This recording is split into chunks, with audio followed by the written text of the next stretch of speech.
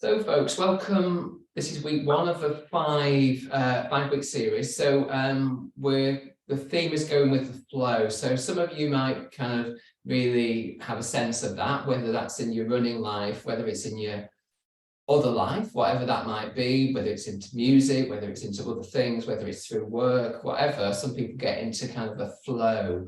So I'm not going to go into a lot of detail about what that's like. You'll have your own experiences. It maybe is quite individual, but we're going to do that in terms of how we move the body and see if we can get a sense of feeling a little bit more comfortable and easeful in our movements. So we're going to start on all fours, which is an interesting place to be because that's not where we are in our normal day-to-day activity. So we're instantly going somewhere where we're both familiar if we do yoga, but also an unfamiliar space if you're just kind of living your life.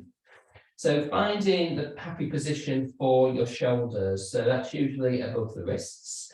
And just so you have a real sense of the ground beneath you, what I tend to suggest is you have a little bit of space between your fingers. So that's not force space, so it's not absolute maximum, but there's a little bit of space there, so you've got as much contact as you can have with your fingers.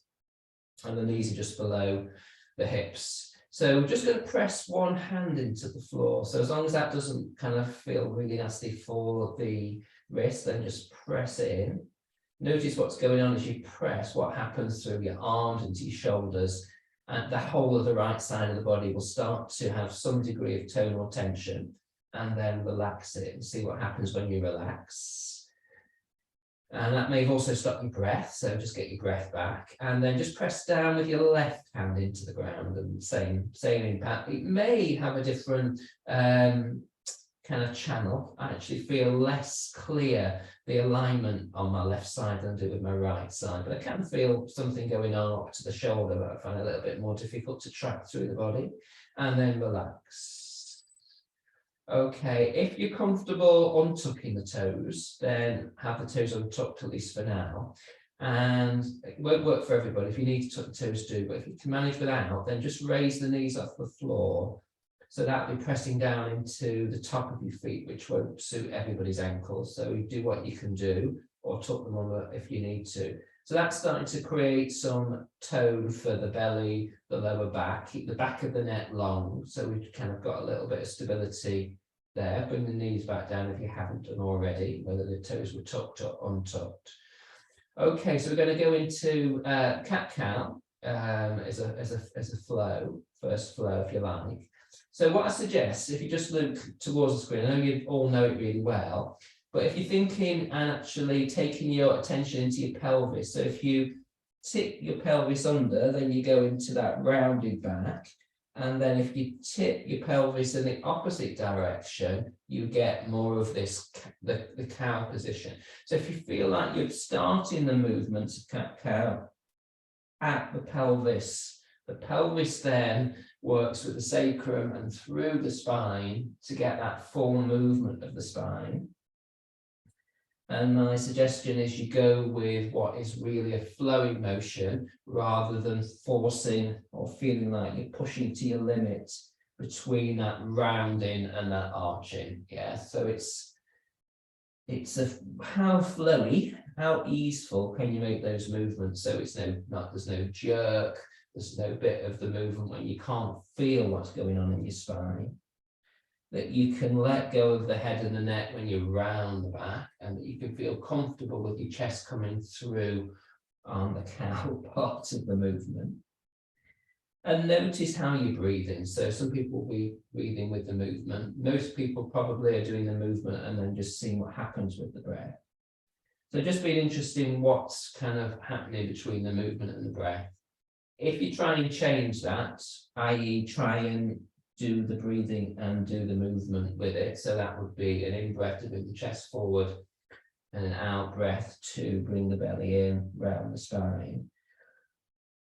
Does that help? Yeah, so it might mean you need to change the flow and the rhythm. It might mean if you go with the breath, you need to do it a little bit quicker than maybe you would do with the movement. So that's a lot to consider for this rather basic flow. And notice if you're creating tension in the shoulders anywhere through the movement, if you're creating tension in the neck anywhere through the movement, because you soften that. So there will be some tone through the shoulders, but you're not looking to do anything beyond what you need to get into the flow of the movement. Okay, and pause next time you're in neutral position for the back. So we're going to take the hands over now to the right. So you just kind of move them over to the right. So you have a side bend, if you like, from on your left side. So it feels like you extend a little bit more to the left side. You can take the hands slightly further away so that you can then bring the head down closer to the floor. Take your bum back and just feel the sense of length. So the bum gets pushed back, you get a little bit more length through the left side. So the hands have gone over to the right.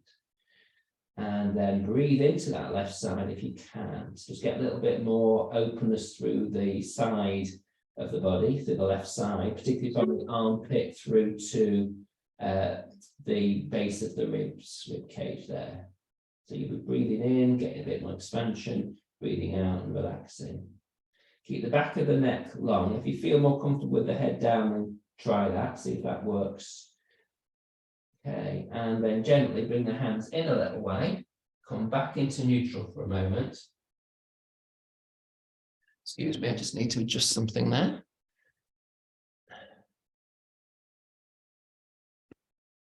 Just normally happen. Okay, and hopefully you could see that. So then we're going to go to the left side with the hands over to the left. So we can extend through the right side of the body. Bum goes back a little way, and we get this sense of length. Back of the neck's long, maybe head's on the floor, maybe the head's hovering. I prefer head hovering for me. Breathing into that side, so it's going to be into the right side if you take the hands over to the left. So for me, I'm kind of a little bit, I rise a little bit with the in breath, and I fall a little bit with the out breath. So there's a flow, there can be a flow even in these movements. So if it means that you need to bring the hands a little bit further back or not take the bum quite so far back to get a little bit of flow through the breath, then go with that. Gently then bringing the hands closer in and back to your neutral position. Okay, so we're going to take the hands again over to the right, but not so far, and your elbows are above. Sorry, your shoulders are above the wrists this time, so you've not extended the hands in front of you. And just gently see if you can do the cat-cow movement from this slight side bend. Yeah, so the movement's the same, but it will feel slightly weird. Yeah, that, because there is a side bend. So again, there'll be less movement, there'll be less possibilities here. But there'll be more feeling now in the left side of the body as you move. You might just feel you need to just move as you move. You might feel you can breathe as you move and follow the breath and let the breath lead the movement. So again, we're looking for ease rather than, jumpy movements. Can we find some ease in our movement? So a lot of yoga is about putting ourselves in positions we don't normally do. And also about being a little bit of an antidote to the running body. So next time you're broadly in neutral, going to bring the hands back into neutral for a second, just see how we feel left side to right side, and then take the hands over to the left. But again, keeping the wrists below the shoulders, and then just trying and seeing if it feels safe enough to move the pelvis, which moves the back into flexing and extension to rounding and arching. So again, does this feel easier? Does it feel flowy? Have you got your rhythm? Can you tune it to your breath? All those questions. So one more, see if you're getting into a little bit more, your body's learned to kind of work with that, and then come back into neutral. Okay, so this time we are going to tuck the toes under if your toes aren't tucked under. We're going to take the hands further forward because we're going to rock it forward and back, and then we are going to go up into downward facing dog. So bringing the shoulders now forward to just over the wrists, and then taking the bum back towards the heels as close as you can by getting that length. Rock forward, shoulders over wrists, and back. So now find more of a rhythm to that. So don't need to think about the breath in the movement, we just need to think of a rhythm. So can you push from your feet to get that kind of jack-in-the-box moving forward? So you move forward, but you don't take your shoulders beyond your wrists. Your hands push back, feet push forward. So it's an active movement, but there's a rhythm. It's your rhythm. You might like it fast, you might like it medium. Okay, so slow that down now, slow that down.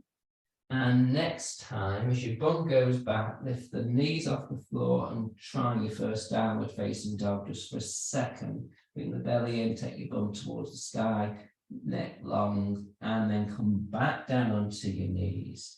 Take your bum back towards your heels, rock forward 3 times. And then you're going to go back up for the second time. We'll hold it for a breath.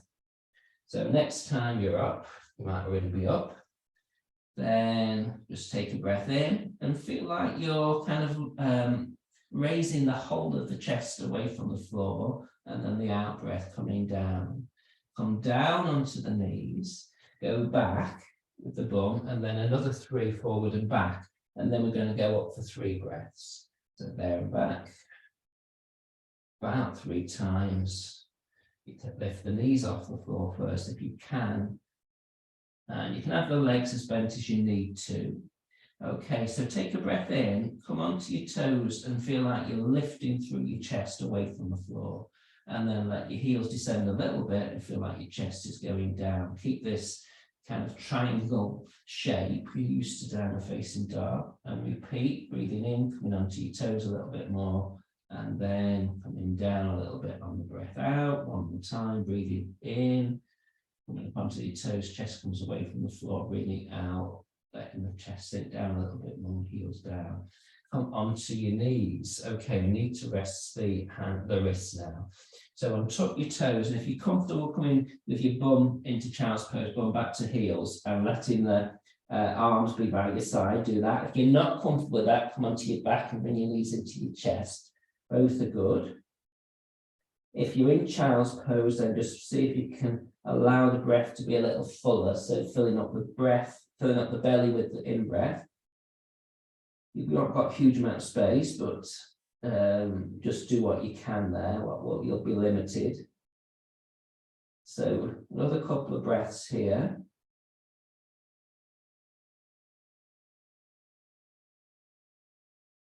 And then bring the hands forward, coming back onto all fours. So sorry, it's quite a lot of all fours. So if you need to come up onto your knuckles every so often to release any tension in your wrists, if you need to shake them out, you need to create a little bit more support by rolling the blanket, rolling the mat in front of you and putting the blanket underneath, please do. Okay. So we're just going to do one more, and then we'll take a break for the wrists. So tuck the toes under, have the wrists in front of the shoulders. So we're going to go back again 3 times, bum to heels, and then shoulders to wrists. And then on the 3rd time, we're going to go back and come up into downward facing dog. We're going to bring the right knee towards the nose into the knee, and take then the right leg up and back, up above. So you've got a bent knee, so the foot reaches up. Bring the knee to the nose, and then sweep that so the foot with the bent knee up towards the sky. So one more, knee to nose, extend the foot up and away. You have the other knee bent as well, the standing leg. Bring both feet down, just do a little bit of walking the dog, so heel down and then heel up, one leg, then the other leg. Push back through the hands, extend through your bum there a bit. Okay, great, bring the knees down. Okay, take the bum back 3 times. And we're going up, and we'll just do the other leg. So next time you go up, reaching with the knee to nose for the left leg, and then take the sole of the foot up, keeping that knee bent, and letting the standing leg knee be bent. as you take that leg up about 3 times, maybe 4. And then feet back down, have a little bit of a walk, loosen the back of your legs, particularly the calves if they're tight, most people's are. You run. Okay, and then onto your knees. Well done. Okay, this time coming up to, I'm on my knees still, but I'm taking my hands off the floor and I'm giving a little bit of a shake through my hands. And I'm going to step 1 foot forward. Yeah, so the heel can be slightly further forward than the knee. I've got my hands on my thigh. Up to you whether you have your back toes tucked under or not. Feel like you can bring the belly in for support. Just for a moment, lengthen through the arms so you get that extension lengthening through the whole of the spine and the side body. Okay, then return the hands, one hand on top of the other, maybe on the thigh. And if it's okay for the knees, you're rocking forward and back. Now, when you go back, you can almost create a straight leg or almost straight leg, yeah, with that as you push away from that foot. So you're going forward, your knees going towards your toes, you're coming back, pushing from the foot to lengthen that leg out. So it's a bent leg and that's working towards straight leg. Bent leg, heading towards straight leg. So it's getting into hamstring space. So if hamstrings are not happy at the moment, keep the knee bent. Don't go into full extension unless you know that's kind of a safe and happy thing for you. Try and go forward and back. I'm slightly misaligned, so I'm going slightly wonky as I go forward and back. Notice how it feels on your back hip flexor as you come forward. So there's work on the back hip flexor as well as the front hamstrings. Okay, and then neutral. If you can manage to just release that leg and then bring up the opposite leg, do that. If you need to take the hands down to do that. Sometimes our alignment goes a little askew when we just move quickly, so just make sure you're stable. Okay, so again, just reach up, lengthen the belly, will go in the side body, we'll get some length there. Keeping that length, bring the hands back to stack on top of each other on that front thigh. Again, as long as the back knee is safe, start to rock forward and back. And at some point, see if you can straighten that front leg as you go back with the bum. So it's harder on this side for me. Feel it. So I might keep it slightly bent as I come back. So you're pushing from your front foot to get that work happening. So obviously you can do with just floating your knee forward and back, but if it's a little bit more, helps the alignment usually, if you can push from your front foot rather than just letting the knee kind of fall forward and back. Okay. And relax. So from there, release that leg. So we're just going to go into downward dog one more time. I promise only one more time, and we're going to step forward to come forward. So taking the hands down, wrists in front of the shoulders, tuck the toes under if they're not already tucked, knees are hip distance apart, just get that sorted. Coming forward, shoulders to wrists and bump to heels 3 times. And then on your 4th one, you'll be lifting the knees up and going to downward facing dog. Okay.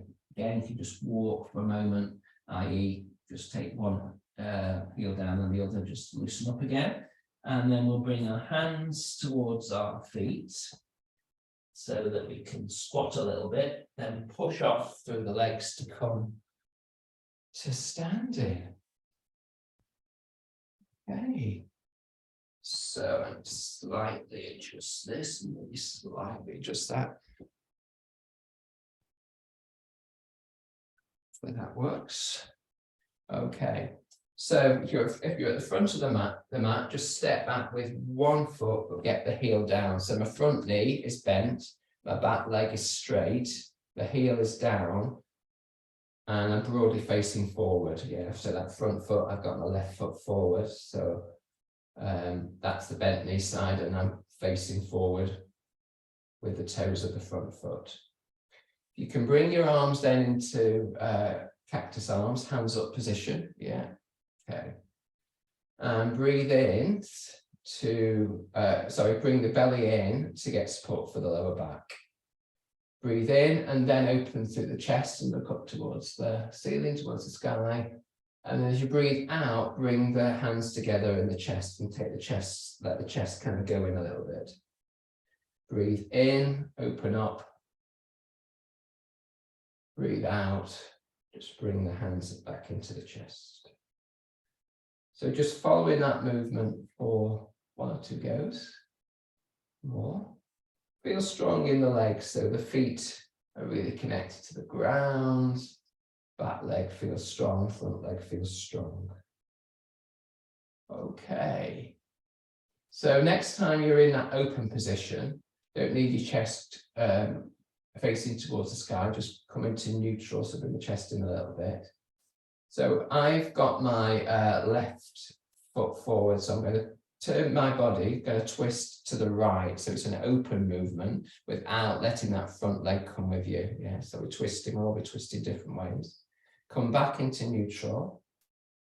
Really be strong with the legs, keep the legs in the same position, and again, this open twist, so you're twisting away from the front leg.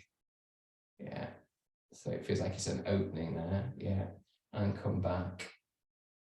One more time. Great. Okay, come back into neutral, hands into more prayer mode at the front of the chest, so you can relax shoulders back and down. And if you can, push from your back foot to your front foot to come back into stand there. And then just shake out your hands, shake out your legs. And we'll do the other side. So once you're happy with your stance, which is usually about hip distance slightly wider, then step back and get that back heel down if you can. So if your front leg feels like it's a bit juddery, just try and reorganize it so that you feel stable. So your knees above the ankle and you feel solid connection to the ground. Bring your belly in so you've got the support for your lower back. Bring your hands into your chest for a moment. Okay, so from here, again, open up into cactus arms. So the shoulders will feel like they're going back, the chest will already be open. And as you breathe in, look up, expand a little bit more through the upper back. Breathe out, let the chest go in slightly to give you a bit of relief. So just moving between those two positions.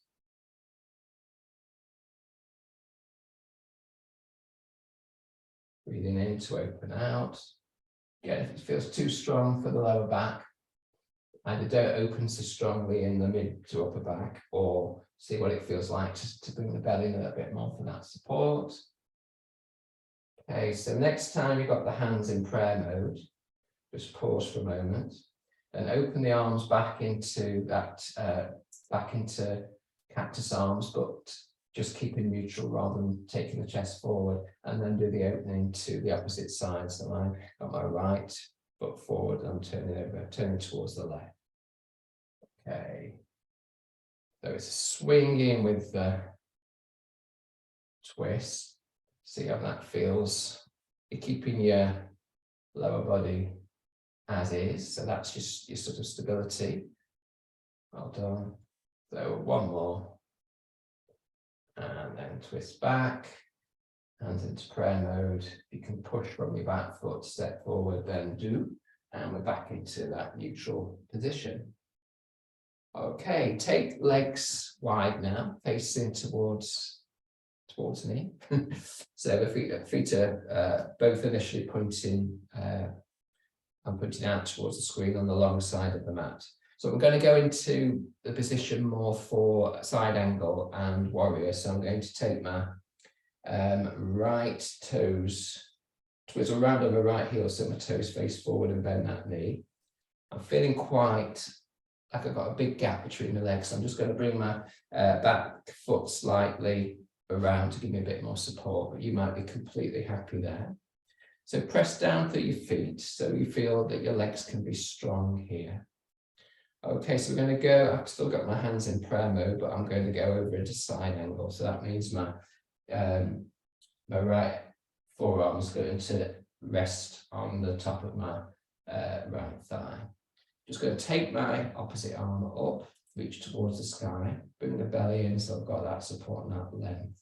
Take the top arm over now and get that length again through the side body. Breathe like we did before into your side body. So it's that upper area we're breathing into. After the next breath, we're going to sweep the arm round in a circle. So we've done this a few times. So just let the hand go down towards the ground, circle it around, and just continuing that. Yeah, I can see you. You've got that. So you might get a little bit of a lift when you take the arm up more towards the sky, and a little bit more of a dip when you take the arm down. But broadly, the legs are not moving. You're trying to keep the stability in the legs. It's more the top body that's getting the movement. It extends when the arm goes up, and the shoulder comes forward when you sweep the arms down. So a couple more circuits.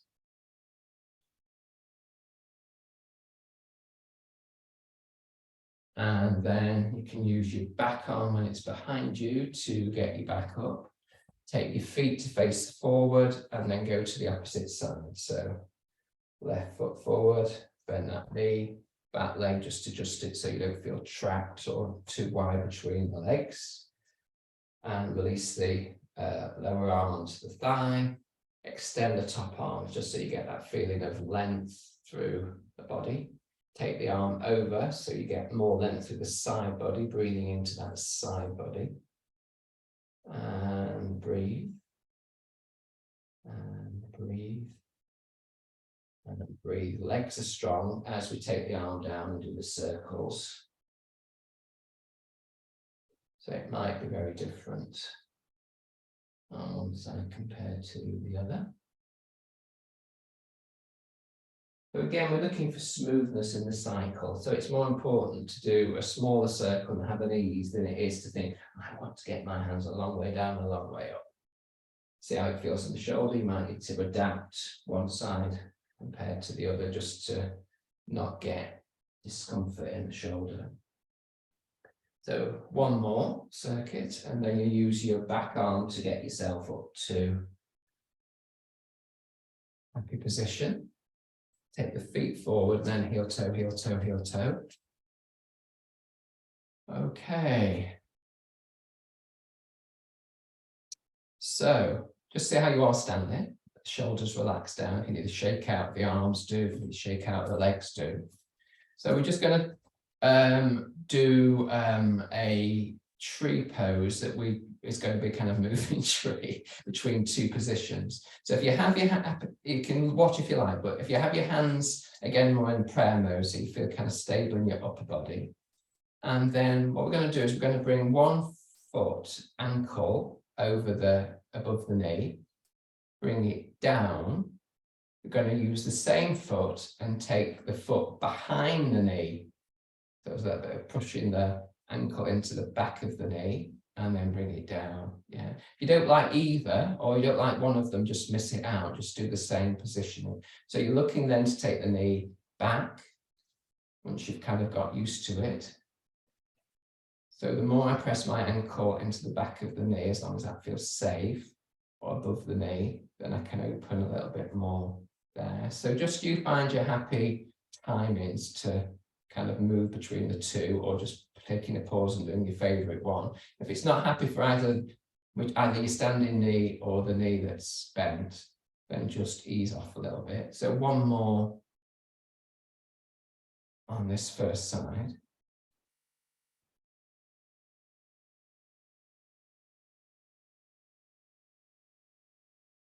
And down. Again, have a little bit of a shake out between. Check knees are happy, shoulders can now relax. Back into prayer mode, going to our second side. So again, just bring the ankle above the knee into the thigh, take the knee back slightly. Pause with both feet on the ground and see how it feels, taking the ankle behind the opposite knee, a little bit of pressure. So I'm actually slightly above the knee, yeah, and the thigh slightly. Okay, and then just working your way between. Couldn't stand on one leg very long there. So sometimes you'll find you struggle. You might only get kind of your toes to get kind of over to your thigh, but you might be able to get the ankle. So just a few goes. If that hurts hamstrings or knees or whatever, then just find a modification that feels okay. So one more each side, keeping length if you can through your back, through your spine as you do this, rather than folding forward. Okay. Relax again, just with a shake out. And let's just bring one knee in towards us round the back, and to the knee in towards us to round the back. Let's do it twice and just make sure the back feels okay. Okay, so that's kind of week one. So it may have not felt very flowy. Sometimes if we're not quite sure what's going on and we're trying to make sense of what I'm saying, it doesn't feel like a flow. So that in those cases, it's good to try and do it again. Even if it's just one part of it, you know. So we did a lot of flow into downward dog this week. So just see how that goes. You're looking for more ease in the movement. You're looking for more breath support. Those are the things that are going to kind of travel with you, theoretically at least, into your run. So you start thinking, how can I make it more easeful? How can I breathe with more support? That's what we're kind of wanting to work out for our own experience however we run. Okay, folks, I'll stop my chatter and I thank you